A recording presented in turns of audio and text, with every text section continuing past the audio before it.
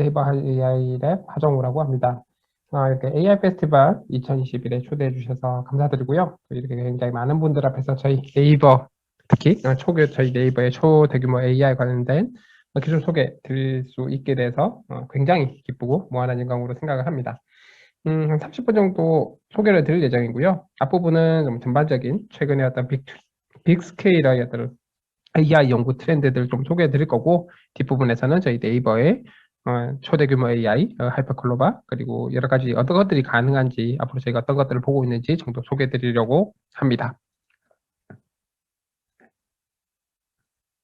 최근에 어떤 연구 트렌드를 한마디로 요약하면은 빅스케일, 빅 이런 단어로 요약이 가능하죠. 한 2, 3년 정도 이런 흐름이 계속 되고 있는 것 같고요. 작년 GPT-3가 공개된 이후로 이런 규모의 경쟁이 훨씬 더 심해지고 있는 것 같다, 라고 말씀을 드릴 수 있겠습니다. 그래서 이런 빅스케일 관련해서 본격적으로 들어가기 전에 프리트레이닝과 파인튜닝에 대한 개념을 조금 더 소개를 드리고 들어가면 좋을 것 같은데요. 프리트레이닝은 일종의 좀 초벌구이 같은 개념이라고 보시면 될 것 같습니다. 그래서 어떤 범용의 모델을, 굉장히 큰 모델과 굉장히 많은 데이터를 가지고 일반적으로 굉장히 다양한 목적으로 쓸 수 있는 공통 모듈을 학습을 잘 시킨 다음에, 이제 파인 튜닝은 우리가 풀고자 하는 어떤 태스크들 혹은 문제들의 적용을 하기 위해서 부가적으로 학습하는, 좀 더 추가 학습 같은 개념으로 보시면 될 것 같습니다. 최근에 뭐 또 구글이나 페이스북, 오픈 AI도 마찬가지고요. 굉장히 많은 글로벌 테크 기업들에서 이런 프리트레이닝 모델들에 대한 연구를 굉장히 많이 진행을 하고 있는데요. 이렇게 프리트레이닝 연구를 열심히 하는 이유는 다음 그림과 같이 이렇게 굉장히 큰 모델에다가 굉장히 큰 사이즈, 큰 데이터들을 많이 학습을 시켜서, 이때 푸는 문제는 뭐 개나 고양이 혹은 뭐 이미지넷 1K라고 한다면 한 1000개 정도의 어떤 물체가 있는 이미지, 사진을 주면서 그 사진 안에 어떤 물체들이 들어있는지를 이제 맞추도록 하는 이런 형태의 학습을 진행을 하게 됩니다. 이렇게 학습을 열심히 시키는 이유는, 이렇게 만들어진 여기 백본이라고 나와 있는 이 프리트레이닝 모듈이, 사전 훈련된 모듈들이 결국은 우리가 실제로 풀고자 하는 어떤 자율주행에서의 사물인식이라거나 자동차 인식, 혹은 또 이런 특정 이미지 내에서 어떤 물건들이 어떤 모양을 가지고 있는지를 정확하게 구분해내는, 이렇게 영역을 만들어내는 세그멘테이션이라거나, 혹은 사람들이 어떤 CCTV 같은 데서 어떤 행동을 하고 있는지를 정확하게 분류하기 위한 포즈, 이런 자세 측정이라든가, 이런데 동일하게 여기 잘 학습된 모델들이 적용이 되어서 훨씬 더 좋은 성능을 보일 수 있기 때문이라고 생각을 하시면 됩니다. 그래서 과거에는 이런 오브젝트 디텍션이나 세그먼테이션이나 포즈 에스티메이션을 하기 위해서 개별 데이터들을 확보를 해서 학습을 개별로 시켰던 거에 비해서, 한 5, 6년 전부터 딥러닝이 굉장히 핫해지면서 이렇게 프리트레이닝을 먼저 하고 파인 튜닝을 했을 때 훨씬 더 좋은 성능을 보여주더라라는 것들이 실제로 연구적으로도 증명이 됐고요. 이런 내용은 뭐 2019년 12PR에 논문으로 나오기도 했죠. 최근에 컴퓨터 비전 프리트레이닝과 파인 튜닝을 보면은 굉장히 다양한 모델들을 어떤 학습을 위한, 그리고 공통으로 사용하기 위한 모델들 아키텍처를 사용을 하게 됩니다. 그래서 이런 모바일넷이나 이피션트넷은 좀 얘기가 다르긴 합니다만, 모바일넷 같이 굉장히 작고 빠른 어떤 서비스, 그리고 예를 들면 이제 핸드폰 위에다가 이렇게 온 디바이스로 구현을 해야 된다, 그러면 이런 모바일넷 혹은 이것보다 더 작은 모델들을 활용해야 될 거고요. 혹은 조금 더 큰 모델들인 뭐 레지넷이나 댄스넷 같은 것들도 있고, 이런 렉스넷 같은 경우도 저희 네이버 AI랩에서 만든 모델인데, 좀 작고 빠르게 적용할 수 있는 모델들이 됩니다. 그리고 인피션트넷은 굉장히 작은 것부터 굉장히 큰 것까지 종류가 다양하고요. 그리고 최근에는 역시 트랜스포머라고 하는 모델이 이제 기존의 어떤 컨볼루셔널 뉴럴 네트워크보다 더 좋은 성능을, 안정적인 성능을 보이는 여러 가지 사례들이 나오고 있는데, 그 대표 주자가 이런 VIT라고 하는 비전 트랜스포머라고 하는 모델이고요. 그래서 이제 이런 모델 구조와 상관없이 이런 다양한 모델들을 굉장히 큰 범용의 데이터를 가지고 프리트레이닝을 하게 되는데요. 또 최근에 어떤 트렌드는 어떻냐면은, 예전에는 한 2, 3년 전만 해도 이 이미지넷이라고 하는 1000개의 레이블을 가진 한 100몇십만 장 정도의 데이터를 사전 훈련용으로 굉장히 많이 사용을 했었습니다. 그러다가 이제 한 2, 3년 전부터는 이제 이미지넷 1K도 너무 데이터 크기가 충분하지 않다라는 인식이 들어서, 이미지넷 22K, 22,000개 정도의 레이블을 갖는 데이터로 데이터의 개수도 한 4, 500만 장 정도 됩니다. 훨씬 더 커졌죠. 이런 데이터를 가지고 사전 훈련을 하는 연구들이 많이 공개가 됩니다. 그리고 구글에서는 이런 이미지넷 22K도 이 데이터가 충분하지 않다고 해서 자체적으로 GPT 300M이라고 하는 자체의 어떤 이미지 데이터셋을 만들고요. 이 데이터를 활용해서 또 프리트레이닝을 하게 됩니다. 그러면 이렇게 데이터 사이즈가 커져감에 따라서 나오는 어떤 특성은, 근데 모델이 충분히 커지게 되면 이 데이터셋을 많이 태우면 많이 활용할수록 훨씬 더 정확도가 좋은 모델들이 만들어지는 것들이 영구적으로 많이 증명이 되었죠. 그래서 각 회사들은 더 큰 데이터들을 많이 활용을 해서 이런 프리트레이닝을 하려고 하는 연구들을 많이 진행을 하고 있습니다. 그래서 페이스북 같은 경우는 인스타그램 서비스를 가지고 있다 보니까 인스타그램에서 무려 10억 장의 이미지를 모아가지고 프리트레이닝한테 활용을 하기도 하고요. 네, 구글은 또 최근에 이 300M도 모자라다. 3억 장이죠. 3억 장도 모자라다고 해서 30억 장을 또 거의 유사한 방법으로 자체적으로 만들어서 그 학습에 활용을 하게 됩니다. 이것과 관련된 논문은 좀 뒤에 다시 소개해드리도록 하겠습니다. 전반적인 트렌드가 점점 더 이런 프리 트레이닝을 하는데 활용하는 데이터의 숫자가 엄청나게 많이 늘어나고 있고요. 그리고 훨씬 더 정제되기보다는 좀 덜 정제된 형태로, 그래서 정제가 좀 덜 되더라도 적어도 프리 트레이닝을 위해서는 훨씬 더 많은 사이즈의, 큰 사이즈의 데이터를 활용하는 게 좋더라라는 것들이 확인이 되고 있는 상황이죠. 뿐만 아니라 모델 크기도 점점 더 늘어나게 됩니다. 컴퓨터 비전 쪽에서는 이렇고요. 그럼 NLP 쪽에서는 어떠냐? 네, 벌트가 나왔을 때부터 이런 모델 크기를, 트랜스포머 모델이죠. 모델 크기를 굉장히 키우고, 기존에 어떤 사용되던 자연어 처리 데이터를 넘어서서 뭐 위키, 코퍼스 같은 것들, 혹은 공개되어 있는 여러 가지 책들, 굉장히 많은 분량의 어떤 책들을 한꺼번에 프리트레이닝을 하고 나니까 굉장히 뛰어난 성능을 역시 보여주더라. 그래서 프리트레이닝 한 다음에 우리가 풀고자 하는 어떤 사물 물체, 엔티티라고 하죠. 네임드 엔티티 인식이라거나 혹은 NLI라거나 스쿼드, QA 같은 문제에 적용을 했을 때 훨씬 더 좋은 성능을 보이더라는 게 자연어 처리에서도 벌트 이후로 거의 그냥 표준처럼 되어버리게 되었죠. 그래서 실제적으로 성능도 이런 벌트 같은 큰 프리트레인드 모델을 썼을 때 훨씬 더 여러 가지 태스크에서 좋은 성능이 나오는 걸 확인할 수가 있었고요. 음성인식도 마찬가지입니다. 작년 유립스에서 공개된 웨이브2백 2.0이라는 모델을 필두로 해서 굉장히 큰 모델을 만들고 굉장히 많은 음성 데이터를 학습을 시킵니다. 무려 6만 시간 정도의 음성 데이터를 학습을 시키는데요. 이렇게 학습을 시킨 다음에 특이한 거는 여기서는 음성 데이터의 정답 데이터 없이 그냥 음성만 가지고 학습을 시킵니다. 그리고 나서 내가 풀고자 하는 문제의 음성과 거기 음성에 들어있는 글자를 그대로 글자의 정답 데이터가 있는 한 10분 정도의 가량의 데이터를 가지고 학습을 시켰을 때 기존의 1000시간 이상 쓴 모델보다 훨씬 더 정확한 음성인식 성능을 보여주더라는 걸 확인할 수가 있었죠. 음성인식도 프리트레이닝과 파인튜닝 형태로 거의 다 넘어갔다라고 보시면 될 것 같습니다. 결국은 도메인을 가리지 않고 어떤 문제건 상관없이 적어도 이게 비정형화된 데이터, 컴퓨터 비전이나 텍스트, 비디오, 오디오 쪽은 이제 프리트레이닝 그리고 파인튜닝이 거의 그냥 표준이다 정도로 이해를 하시면 될 것 같고요. 그리고 그런데 이제 문제가 좀 있습니다. 모델이 굉장히 커지고 그다음에 데이터를 굉장히 많이 써서 프리트레이닝을 하면 성능이 좋아지고 우리가 풀고자 하는 어떤 문제들을 또 훨씬 더 정확한 어떤 그 AI를 만들 수 있는 것까지 이해를 하겠는데 기본적으로 모델이 커진다는 거는 자원들 많이 넣어야 된다는 얘기고 데이터를 많이 써야 된다는 얘기가 됩니다. 근데 이 데이터를 많이 만든다는 얘기는 이 데이터에 정답 데이터를 많이 달아줘야 된다는 얘기가 되고요. 그렇다고 한다면 특히 만약에 슈퍼바이즈드 러닝, 그 정답을 주고 학습하는 방법을 그대로 쓰게 되면 이 정답을 달아주는 어노테이션에 대한 비용이, 이 비용은 돈뿐만 아니라 시간, 사람의 노력들 등이 다 포함됩니다. 그래서 아까 보여드렸던 30억 장의 이미지에다가 다 정답을 단다고 했을 때 사실 현실적으로 거의 불가능한 게 되죠. 일일이 그 이미지 안에 개가 들어있는지 고양이가 들어있는지 다 이렇게 체크를 하려면요. 그래서 나온 기법이 바로 셀프 슈퍼바이즈드 러닝이라고 하는 기법입니다. 이름에서 아실 수 있어요.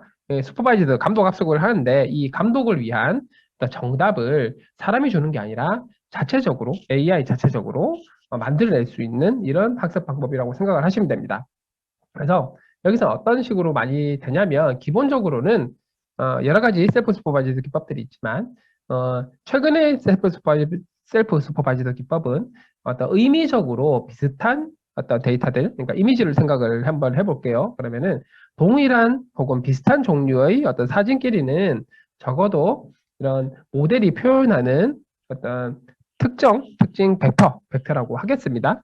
고차원의 어떤 벡터 공간의 점으로, 공간상의 점으로 표현이 가능하거든요. 뉴럴 네트워크를 이용하면.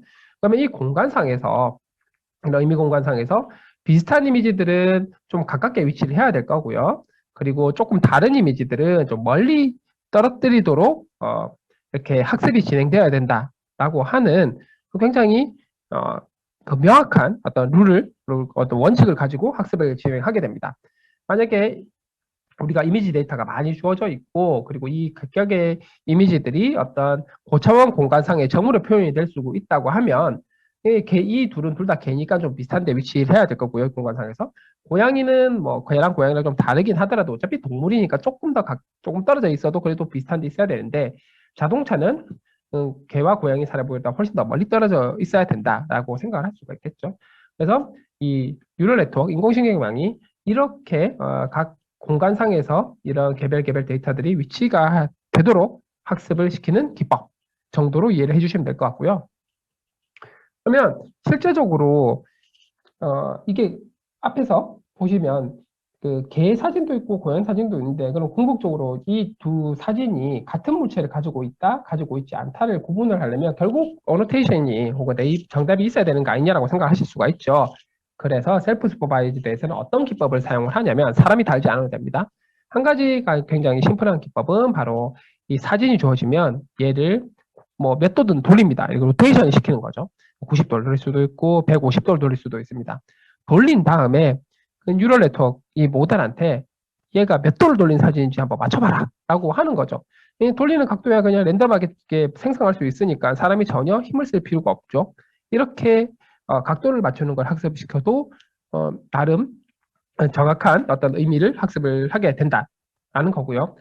어, 실제로 최근에 들어서 가장 많이 활용되는 기법은 바로 이 데이터 증강 기법을 활용을 하게 됩니다. 어떤 식이냐면 이렇게 이미지 한 장이 주어지게 되면은 실제적으로 이 모델에게는 이 두 이미지는 같은 이미지다, 혹은 다른 이미지다 라는 거를 맞추도록 이렇게 학습을 시키게 됩니다. 그러면 도대체 같은 이미지라는 걸 어떻게 보장할 수 있느냐? 그게 문제가 되겠죠. 그래서 어떤 방법을 쓰냐면 이미지 하나를 가지고 와서 이 이미지로부터 이제 특정 부분만 잘라내서 크롭을 뜬다고 얘기를 합니다. 잘라내서 이 이미지랑 또 이 이미지는 또 다른 부분을 잘라냈죠. 사이즈도 바꿨습니다. 그래서 이 두 이미지는 사실 똑같은 이미지야. 그리고 다른 이미지는 그 모델에게 한꺼번에 여러 가지 이미지를 주면서 또 다른 이미지까지 묻힌 다음에 이 두 이미지는 다른 이미지다라는 거를 이렇게 정의하는 건 굉장히 쉽죠. 같은 이미지를 정의하는 게 어려워서 그렇지. 그래서 같은 이미지는 뭐 다른 부분을 이렇게 추출을 해내도 되고요. 해상도를 바꿔도 됩니다. 혹은 이렇게 질감을 바꿀 수도 있습니다. 하지만 이 두 이미지는 사실상 같은 이미지죠. 개니까. 그리고 이런 형태의 질감을 맞출 뿐만 아니라 굉장히 이런 타일처럼 만들 수도 있습니다. 이렇게 바꿔놓고도 사실 이 두 이미지는 같은 이미지다. 맞춰봐라. 라고 학습을 시키는 거예요. 그 외에도 이렇게 아예 굉장히 조명을 전혀 다른 형태로 주고서도 사실 이 두 이미지는 같은 이미지다. 이렇게 같은 이미지다라는 걸 맞춰봐라. 이런 식으로 학습을 시킬 수도 있는 거죠. 그래서 컨트라스티브 러닝이라고 얘기를 하는데, 그래서 서로 다른 이미지를 주고 이 두 이미지는 다른 이미지야. 그 다음에 이렇게 동일한 이미지, 같은 이미지지만 여러 가지 좀 가공을 했죠. 가공을 한 이미지 두 개를 주면서 이 두 이미지는 같은 이미지야. 라고 맞춰보게 하는 형태의 어떤 컨트라스티브 러닝을 통해 가지고 최근에 레이블 없이도 AI를 정말 성능 좋고 똑똑하게 만들 수 있는 연구들이 많이 제안이 되어 있습니다. 그래서 이런 그 셀프 슈퍼바이즈드 러닝의 기저에는 굉장히 이렇게 복잡한 수식이 들어가 있는데 결국은 이 수식들이 의미하는 바는 같은 의미를 갖는 어떤 이미지들은 고차원 공간상에서 근처에 놓이도록 하고, 그 다음에 다른 의미를 갖는 것들은 멀어지도록 학습을 시키는 방법의 그 기저에 이런 수식들이 있고, 실제로 실행하는 것은 앞에서 보여드렸던 그런 형태로 진행이 된다라고 보시면 되겠습니다. 그래서 이런 셀프 슈퍼바이즈드 러닝 기법들을 가지고 굉장히 유명한 기법들이 많이 있습니다. 그래서 모코라던가 혹은 구글에서 나온 싱클리어 같은 것들이 굉장히 초창기라고 하기엔 좀 그렇고 최신 셀프 슈퍼바이즈드 러닝 기법들 중에서는 가장 그 유명하기도 하고 널리 쓰이기도 하는 기법들이라고 보시면 될 것 같고요. 그리고 또 다른 이제 비열이라고 하는 기법들 같은 경우가 이제 굉장히 뛰어난 어떤 네이블 없이도 뛰어난 성능을 보여주는 걸 확인하실 수 있고, 특히 비열 같은 경우는 특이한 게 자 아까 컨트라스티브 러닝 개사지를 보여주면서 다른 이미지 같은 이미지 말씀을 드렸는데, 이제 이 다른 이미지를 잘 주는 게 굉장히 중요합니다. 이걸 하기 위해서는. 근데 이 다른 이미지가 필요 없이, 다른 페어가 필요 없이도 학습이 셀프 슈퍼바이즈드 러닝이 가능한 굉장히 혁신적인 연구라고 보시면 될 것 같습니다. 그래서 놀라운 부분은 바로 이건 건데요. 여기 SVP라고 되어 있는 게 정답을 주고 가르쳐주는 슈퍼바이즈드 러닝이라고 생각을 하시면, 이제 BYOL 정도 되니까는 슈퍼바이즈드 러닝을 하나, 혹은 정답 필요 없이 정답 전혀 쓰지 않고도 하는 셀프 슈퍼바이즈드 러닝을 하나, 성능이 굉장히 비슷해졌다는 걸 확인하실 수가 있죠. 그래서 이제 정말로 데이터가 충분히 주어지게 되고, 그다음에 모델이 충분히 커지게 되면은 사람들이 일일이 데이터에 정답을 달아주지 않아도 된다라는 걸 확인하실 수가 있습니다. 그리고 이거의 진행 방향은 심지어는 아까 보여드렸던 인스타그램 10억 장 같은 경우는 뭔가 데이터를 뭐 1차 가공하지도 않고 그냥 있는 대로 10억 장을 긁어다가 학습을 시켜도 기존 모델 대비 훨씬 충분히 좋은 성능을 보여줄 수 있다는 걸 보여주게 되고요. 이건 무슨 얘기냐면은 데이터 자체의 품질에 대해서 열심히 공을 들이는 것보다 데이터를 굉장히 많이 확보할 수 있다면, 그리고 모델을 크게 키울 수 있다면, 적어도 프리트레이닝, 그러니까 사전 훈련 모델로서는 굉장히 의미 있는 AI 모델을 만들 수 있다라는 겁니다. 이거는 개별 태스크를 푸는 것과는 조금 결이 다르고요. 그래서 사전 훈련용으로는 일단 데이터 품질 자체보다는 굉장히 많은 양의 데이터가 필요하다라는 거고, 그냥 우리가 실제로 구현을 해야 되는 개별 문제들에서는 물론 양질의 데이터가 필요하죠. 이게 파인 튜닝에서는 양질의 데이터가 필요합니다. 네. 그리고 이제 트랜스포머가 나오게 되면서 굉장히 그 NLP 자연어 처리 쪽에서는 이제 기존에는 리커런트 룰렛들이 많이 쓰였다면 지금은 그 트랜스포머가 거의 통일을 하고 있는 분위기고요. 그래서 이런 트랜스포머가 구글에서 나온 이후로 이제 2018년 1년쯤 지나서 벌트라는 큰 모델이 프리트레이닝 모델이 나와가지고 굉장히 놀라운 성능을 보여주고 있죠. 그리고 이제 작년 이제 5월에 5월 6월쯤에 이제 GPT-3가 나오게 되면서 전 세계를 깜짝 놀라게 들었고요. 일단 모델 크기가 무려 1750억 개의 변수를 가질 정도로 엄청나게 큰 모델이 공개가 됩니다. 그러면서 MS가 오픈 AI와 함께 만들면서 10,000개의 V100 GPU를 지원을 해주면서 엄청난 연구 결과가 나왔고, 그러면서 이제 뭐 시도 쓸 수 있고, 그다음에 소설도 쓸 수 있고, 그다음에 시놉시스 대본이죠. 대본도 쓸 수 있고요. 그리고 최근에는 코덱스라고 해서 코드까지 짤 수 있는 데모까지 나왔죠. 그래서 사람이 이렇게 자연어로 뭐 이런 뭐 빨간 버튼이 있는 뭐 빨간 버튼을 어떤 화면에다 배치해봐 하면은 그거에 해당하는 코드를 짜주기도 하고요. 심지어 코덱스 데모에서는 게임을 말로 막 만들어내는 것도 보여주게 됩니다. 그래서 입 코딩이라고 하는데, 사람이 말만 하면은 가장 기본적인 굉장히 널리 쓰이는 코드들은 자연스럽게 만들어주는 이런 코덱스도 공개가 돼서 사람들을 깜짝 놀라게 만들었습니다. 그러면서 이제 오픈 AI의 어떤 GPT-3 이후로 뭐 구글에서 스위치 트랜스포머라거나 바이두에서 판고 알파라거나 하는 굉장히 큰 사이즈의 모델들이 공개가 되기 시작하죠. 그리고 GPT-3는 널리 알려져 있다시피 글 쓰는 어떤 능력이 워낙 출중해서 사람들이 전혀 구분할 수 없을 정도로, 그래서 뭐 이게 AI가 쓴 글인지 사람이 쓴 글인지를 구분해 보라 그러니까는 50%의 정확도를 나타낼 정도로 굉장히 문법적인 혹은 표현적인 측면에서는 거의 사람이 구분할 수 없는 수준에까지 올라와 있다고 보시면 될 것 같습니다. 그런데 GPT-3 같은 경우도 워낙 모델이 크다 보니까, 크기도 하고 개별 우리가 서비스를 만들어야 하는 어떤 성능에서는 사실 그 어떤 벌트 같은 모델들을 파인튜닝한 이렇게 새로 학습을 한 것에 비하면은 조금 성능이 모자란 부분이 틀림없이 있습니다. 전체적인 성능은 굉장히 뛰어나도. 그래서 이런 것들을 좀 더 잘 활용하기 위한 방법들이 굉장히 많이 연구가 되고 있고요. GPT-3 자체가 워낙 크다 보니까 이 모델 전체를 학습을 시키는 게 아니라, 학습을 추가로 파인튜닝 하는 게 아니라 일부 파라미터만 조금 써서 해당하는 파라미터만 조금 추가된 부분에 대해서만 일단 미세 학습 혹은 파인 튜닝을 하는 연구들이 굉장히 많이 진행되고 있다라고 얘기를 하고 있고요. 뭐 GPT-3를 잘 쓰기 위해서는 이제 프롬프트를 굉장히 잘 써야 됩니다. 그래서 그런 프롬프트를 어떻게 잘 쓸 것인가 하는 연구들도 굉장히 많이 연구가 진행되고 있다는 거고요. 여기서 말하는 프롬프트를 하는 거는 GPT-3에게 입력을 어떻게 줄 것인가 하는 것이라고 보시면 되겠습니다. 그래서 이런 초대규모 모델들이 텍스트뿐만 아니라 이미지나 이런 이미지 생성 같은 것도 되게 잘하고요. 그리고 트랜스포머란 게 텍스트뿐만 아니라 이제 이미지 인식에서도 그 기존의 컨볼루션 뉴럴넷들보다 훨씬 더 정확한 성능을 보이는 걸 확인을 하게 됩니다. 물론 일반적인 컨볼루션 뉴럴넷보다 데이터는 좀 더 많이 필요한 것 같긴 하고요. 그러면서 이제 이와 관련된 여러 가지 비전 트랜스포머, 이미지 인식을 위한 트랜스포머를 개선한 연구들이 많이 진행되고 있고요. 뭐 DIT라든가 혹은 저희 네이버 AI에서 나온 PIT 같은 것들도 있고요. 뿐만 아니라 트랜스포머 자체가 자연어 처리 연구를 하면서 나온 거다 보니까 이미지도 잘 되고 자연어도 잘 되다 보니 이것을 함께 학습을 해서 훨씬 더 정확한 의미를 학습을 하게 되는 멀티모달 연구들이 많이 나오게 됩니다.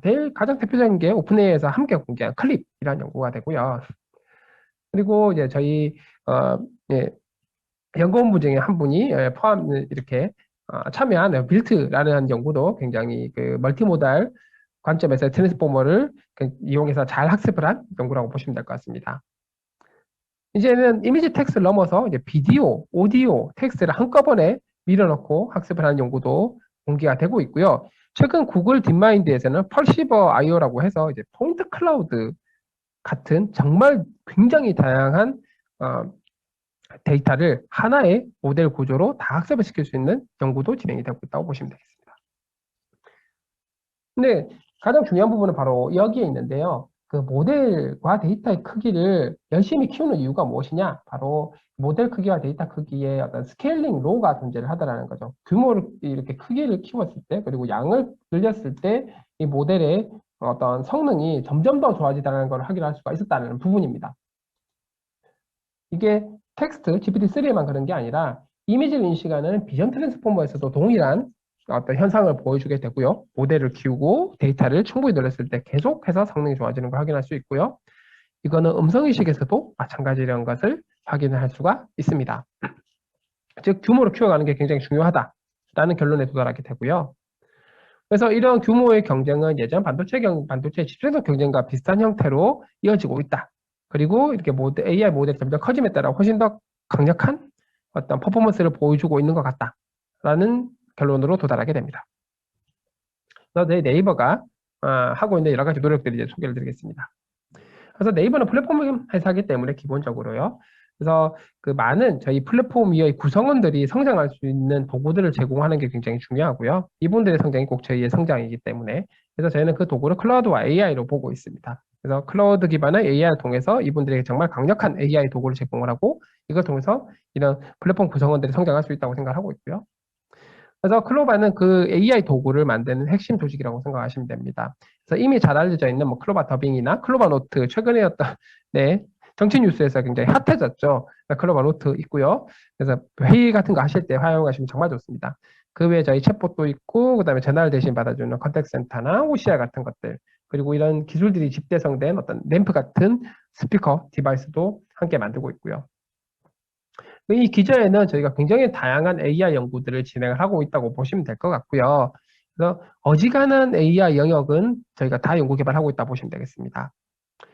그리고 어떤 그 조직들의 AI 연구 역량을 평가할 때는 탑 AI 학회 설명과 정규 논문을 많이 발표하는 자가 굉장히 좀 그 의미 있는 평가 지표가 될 수 있는데요. 저희는 이제 작년에 43개 정도 발표를 했었고 올해는 상반기에만 50개 넘는 발표를 하게 됩니다. 그리고 또 중요한 거는 이런 것들이 인턴들을 포함한 산업 협력을 통해 가지고 좀 많은 성과들을 만들어냈고 또 논문이 논문에서만 끝나는 게 아니라 중장기 산업 연구를 함에도 불구하고 하면서도 굉장히 실용적인 연구도 함께 진행하면서 40% 정도의 이런 탑 연구가 실제 저희 서비스에 반영되고 있다는 게 굉장히 중요한 의미라고 보시면 되겠고요. 네. 그 빅 스케일 AI에 들어가기 앞서서 최근에 어떤 AI 트렌드에 대해서 좀 말씀을 드려야 되는데 아까 프리트레이닝과 파인튜닝 관점에서 보면은 어떻게 범용 모델을 만들어서 개별 태스크에 적용을 해서 간다라고 말씀을 드렸는데, 이제는 이런 개별 어떤 서비스들을 각각에 대해서 AI를 만드는 걸 넘어서서, 프리트레이닝 모델을 써서 만드는 걸 넘어서서 이제는 하나의 큰 모델을 정말 조금만 개선해 이렇게 수정해서 활용하는 형태의 어떤 모든 유형의 데이터에 대해서 빅 모델을 만들고, 이 빅 모델을 조금만 수정해서 쓰게 되면 굉장히 다양한 서비스에 활용을 하는 게 가능해진다라는 게 최근의 AI 개발 방식으로 요약될 수 있고요. 이걸 가능하게 하려면 어떤 사실 굉장히 뛰어난 연구자들과 엔지니어들이 많이 필요하고요. 연구자는 당연한데 엔지니어는 왜 필요하냐고 생각하시면 스케일이 워낙 커지다 보니까 엔지니어링 이슈가 굉장히 많이 발생을 하게 됩니다. 그래서 뛰어난 개발자들이 많이 필요하고요. 그리고 당연히 엄청난 규모의 데이터, 그리고 이걸 뒷받침할 학습을 뒷받침할 어떤 인프라스트럭처가 중요해집니다. 그래서 저희는 자체적으로 먼저 데이터 관점에서 보면은 이렇게 오픈 AI GPT 대비해서도 규모상으로는 거의 밀리지 않을 정도로 5,600억 단어, 토큰은 단어랑 비슷하다고 생각하시면 됩니다. 완전 같지는 않지만. 자체적으로 데이터를 구축을 했고요. GPT-3 대비해서 한국어의 비율이 6,500배나 많을 정도로, 원래 GPT-3 자체가 한국어가 거의 없었습니다. 0.016%밖에 안 됐기 때문에요. 그래서 한국어 중심의 데이터셋을 만들었고, 그리고 저희가 엔비디아 슈퍼팟을 저희 어떤 GPT-3를 포함한 초대 규모 AI 연구 개발을 위해서 도입을 해서 설치해서 학습하는 데 활용을 하고 있습니다. 그렇게 해서 저희가 지난 작년 하반기부터 시작해서 쭉 여러 가지 버전의 큰 모델들을 만들어 왔고, 현재 204빌리언, 2천억 개 넘는 정도의 모델을 성능 검증 중에 있고요. 실제 서비스로는 여기 있는 390억 개 변수, 그 다음에 820억 개의 매개 변수를 갖는 모델들이 서비스에 적용이 되어 있다라고 보시면 되겠습니다. 또 무엇보다도 중요한 거는 이런 초대 규모 AI를 어떻게 좀 더 활용도를 높일 것이냐 관점이고요. 그래서 저희가 하이퍼클로바 스튜디오라는 걸 만들어서 노코드 AI 이런 식으로 얘기를 하는데, 손쉽게 한글로 명령을 해서 다양한 형태의 과제를 정말 머신러닝이나 AI를 잘 몰라도 정말 쉽게 AI 어떤 서비스를 만들 수 있는 어떤 프레임을 저희가 자체적으로 개발을 해냈습니다. 그래서 예를 들면 이렇습니다. 몇 가지 예제만으로도 필요한 AI 서비스를 만들 수가 있습니다. 이렇게 예제를 이렇게 저희 하이퍼클로버에다가 보여주면은, 자, 일단 이것은 문장 감정 분석입니다 얘기를 하고, 몇 가지 예시를 보여주면 이제 AI가 자동으로 이렇게 다음 입력된 문장에 대해서 감정을 예측을 하는 이런 형태로도 가능하고요. 그리고 하이퍼클로버 스튜디오는 기본적으로 이렇게 만들어진 모델들을 굉장히 다양한 어플리케이션으로 바로 이렇게 적용하거나 배포하거나 하는 부분까지 손쉽게 할 수 있도록 이렇게 만들어 두었습니다. 그래서 이제 오히려 저보다 저희 어떤 서비스 기획자들, AI 기획자분들이 저보다 하이퍼클로버를 훨씬 더 잘 사용하실 수 있는 걸 확인을 할 수 있었고요. 결국 누구나 조금만 활용을 해보면 굉장히 효과적으로 프로덕션 파이프라인 없이 이렇게 저희 네이버나 라인의 생태계 안에서 굉장히 쉽게 AI 어플리케이션을 만들 수 있는 프레임워크를 만들고 있다고 보시면 되겠습니다. 그래서 이런 하이퍼클로바가 저희가 만든 이 하이퍼클로바가 여러 가지 것들을 할 수 있는데, 예를 들면 이런 것들을 하고 있습니다. 이것도 서비스에 들어가 있고요. 네이버 쇼핑에 들어가 있는데, 이런 키워드들이 있죠. 태그들이 뭐 여성 간절기 자켓, 간절기 아우터 이렇게 되면 이런 표현 문구를 만들어 주는 거예요. 아직 바람이 차다, 왓네스 봄 자켓. 완전 내 스타일, 약자인데 어떻게 하는지 모르겠습니다. 혹은 강아지 간식, 고양이 간식이라고 태그가 있으면 이 제목을 만들어 달라면 댕냥이 왕견, 댕댕이와 양양, 고양이랑 양이를 합해놨나 봅니다. 이렇게 창의적으로 제목을 만들어 주는 거죠. 그래서 실제 기획자분들이 봤을 때 채택하는 적합도 채택률이 99%에 달할 정도로 굉장히 창의적으로 제목을 잘 만들어주는 거 확인하실 수 있고요. 그 외에 저희가 전화를 대신 받아주는 ARS 서비스인 AI 콜을 저희가 만들어서 글레이스와 함께 서비스를 하고 있는데, 이때 데이터를 기존에는 사람들 크라우드 소싱을 활용하거나 파트타임을 활용하거나 해서 만들었어야 했지만, 지금은 이런 하이퍼클로바를 이용을 해서 훨씬 더 빠르게 대량의 데이터를 더 빠르게 만들 수가 있습니다. 그래서 사람들이 만든 데이터 플러스 훨씬 더 비슷한 많은 양을 가진 데이터를 만들면서 대화 시나리오 구축 생산성을 10배 이상 향상을 시켰고, 서비스의 품질도 훨씬 더 고도화를 시킬 수 있었다라는 거죠. 뿐만 아니라 기존 번역과는 전혀 달리 훨씬 더 감성 번역, 훨씬 더 어떤 특히 이런 노래 가사들을 번역을 할 때 그 어떤 예술 작품성에 가까운 번역들을 기존의 어떤 번역기들 대비 훨씬 더 잘할 수 있다는 것도 확인할 수가 있었습니다. 말씀드리지만 하이퍼클로바는 번역을 학습해 본 적이 없습니다. 그럼에도 불구하고 이제 뛰어난 성능을 보이는 걸 확인할 수가 있죠. 하지만 이런 하이퍼클로바도 아직까지 현재 버전은 제한적인 부분이 있는데요. 이런 메모리가 기억력이 좀 짧습니다. 그래서 뭔가 대화를 쭉 하다가도 일정 길이가 넘어가면 앞에 거 좀 까먹게 됩니다. 그래서 이런 부분이 좀 아쉽고요. 그리고 이 할루시네이션이라고 해서 굉장히 그 사람처럼 말을 잘하지만 가끔씩 틀린 지식을 얘기를 할 때가 있습니다. 이게 그럴 수밖에 없는 거는 여러 가지 모델 학습 과정에 있어가지고 모든 것을 다 검증할 수 없는 부분들이 있기 때문에 발생하는 부분이고요. 이런 것들을 꼭 풀어야 되는 이슈라고 보시면 될 것 같습니다. vulnerability도 거의 비슷한 개념으로 굉장히 휘발성이 강하다라는 부분이고요. 그리고 학습 데이터에 편향적인 부분이 있다 보니 워낙 학습 데이터가 크다 보니까 품질 관리를 아무리 열심히 하더라도 어느 정도 편향이 낄 수밖에 없는데 이런 것들을 걸러야 되는 이슈들이 여전히 존재를 하고요. 이런 것들을 해결하기 위해서 이제 블렌더 5.0이 지난달에 공개됐을 때 어떤 조금 더 긴 메모리랑 인터넷 검색을 통해 가지고 좀 더 정확한 정보를 활용하는 것들을 진행을 하고 있고요. 이 부분은 저희 하이퍼클로버도 마찬가지로 보시면 됩니다. 이렇게 풀어야 될 숙제가 여전히 남아있는 상황이다 보니까 저희도 고민을 많이 하고 있는데 결국 저희 혼자서 할 수 있는 건 아닌 것 같고요. 인더스트리가 잘할 수 있는 것, 아카데미가 잘할 수 있는 게 서로 다르기 때문에 네, 저희는 서울대 그리고 카이스트와 함께 어떤 그 다음 세대 하이퍼클로버를 만들기 위해서 AI 연구센터를 각각 만들어서 진행을 하고 있다고 보시면 될 것 같고요. 국내뿐만 아니라 이런 유럽이나 미국의 굉장히 뛰어난 연구 그룹과 함께 이런 초대규모 AI를 넘어서서 초창의적 AI 그리고 신뢰 가능한 AI까지 정말 회사가 사활을 걸고 연구 개발 그리고 서비스화를 진행하고 있다고 보시면 되겠습니다. 그러나 결국 이런 초대규모 AI는 저희는 열심히 하고 있지만 모든 그런 학교나 회사들이 다 해야 되느냐? 그럴 필요 없고요. 육수란 거를 잘 끓여서 이제 여러 많은 연구 그룹들에게 함께 생태계를 만들어서 공유를 하면서 함께 성장할 수 있을 거라고 생각을 하고 있습니다. 그래서 저희가 만든 하이쿠퍼 클로바는 현재 어떤 형태로든 공개를 하기 위해서 여러 가지 준비를 하고 있다고 보시면 될 것 같고요. 그래서 좀 더 많은 자세한 정보는 여기 있는 네이버 AI 나우 검색해서 들어가시면 저희 5월 달에 행사를 했을 때 여러 가지 자료들이 여전히 비디오로 남아있다고 보시면 될 것 같고요. 그리고 저희가 채용을 계속 하고 있으니까는 이쪽으로 문의를 주시면 될 것 같습니다. 그리고 저희가 연구 공개, 오늘은 좀 하이퍼클로버 쪽에 많이 집중을 했는데요.